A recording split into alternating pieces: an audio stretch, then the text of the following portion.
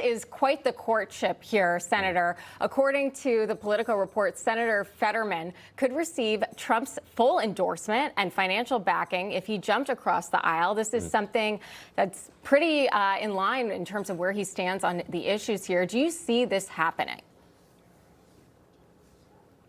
Will happen. John Fetterman is not a Republican in his viewpoints. I don't think really the issues align too much. I mean, they do with respect to the war, but with respect to most domestic issues, Fetterman is not a Republican. Having said that, I think what it shows you is how just authoritarian, if you will, the Democrats are. They are just they cannot stomach any dissent. So if you're someone, I mean, you look at Republicans have a bunch of senators that I know the conservative base is mad about because they don't always vote with Republicans, but they're welcomed into the caucus. They participate. We understand they come from states or they have different points of view, and we respect that. The Democrats do not. It's a hegemony there. You either vote with them or you toe the company line or you're ostracized. And I think Fetterman has recognized that, and I think he feels like many in the past that they don't really belong there, but at the same time, not necessarily with the Republican Party. Having said that, the Democrats keep pushing him.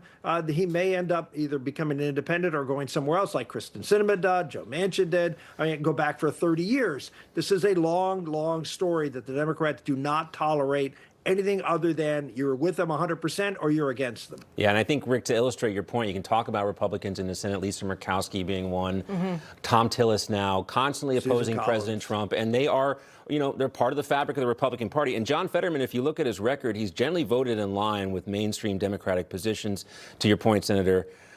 So, Ben, when you look at, Fetterman, this doesn't seem like it's really going to happen. He also seems to really enjoy the media attention by breaking with his party. Just a little This is what he said, too. I'm not changing. I'm a Democrat, and I'm staying one. So, story's over, I guess. Maybe the story, although he can remain a Democrat and he can still be a thorn in the Democrat side. And I think, first of all, to echo the senator's points, leftists operate like leftists. If you're not with them 100% of the time, they'll slit your throat, basically, effectively, politically. And I think he's voted with Democrats 93% of the time. Something like that, on that. So, but the 7% where he's not totally insane is too much for that party. The thing is, though, the fascinating aspect of this is he may not become a Republican. We'll see if he becomes an independent or not.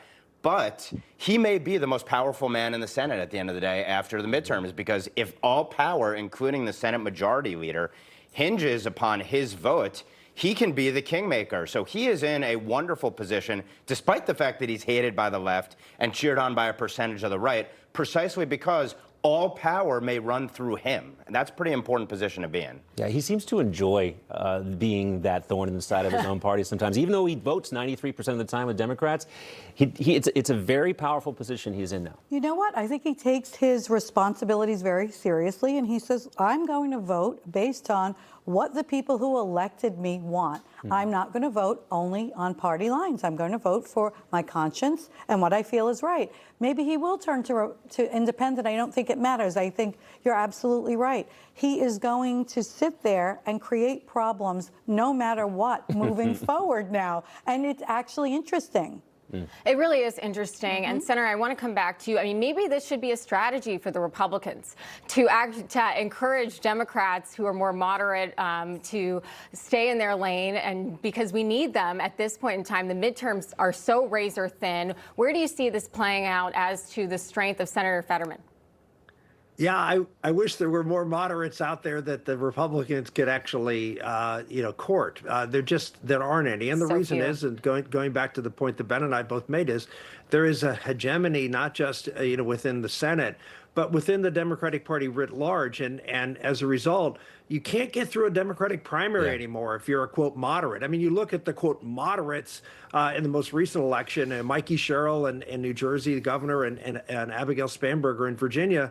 They're not moderates. They have a moderate tone, but you saw how radical they both are when they became governor. I mean, this is who they are. They are radicals. They may have some people who talk nice, who aren't like AOC and Ilhan Omar, but their ideology is the same, and that's because the Democratic base requires it, and they will not accept any departure from it. Information. truth is freedom, is Newsmax. It's real news for real people.